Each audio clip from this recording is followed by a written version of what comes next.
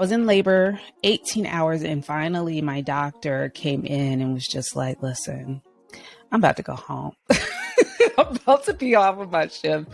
You could we can do a C-section right now and I could deliver this baby, or you could still, you can kick it. You can kick it a couple more hours if you want to, but it's not looking great. And, what we didn't want to risk is infection to me, infection to the baby, things going wrong because the labor had been so any kind of complication, really, because I'd been in labor for so long.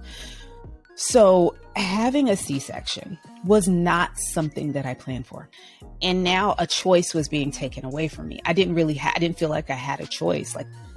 Once we start going for C-section, everybody starts to come in, they start doing the shots and you start getting prepped for that. You're going into major surgery, which mentally I had not planned for. We had gone to all these prenatal classes and every time they talked about C-section, I had turned my brain off, child. I had said, this is not what I'm doing.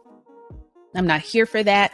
I don't need useless information. I am not going to listen to what they're saying because that is not my path. Okay. That's not what I'm doing.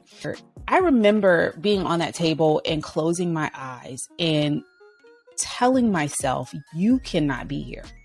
Tiffanie, you cannot physically be in this room. You have to dissociate. You have to detach, because it was just very overwhelming. A friend of mine came to visit me once I was home and she named it for me. She said, what you went through was trauma. That was a traumatic experience. And as a therapist, it was crazy to hear her say that, but it was exactly what it was.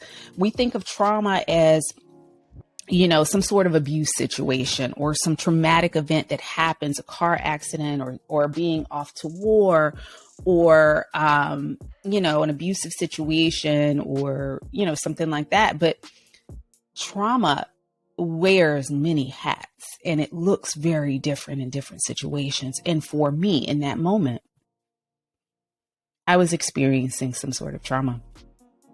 I was able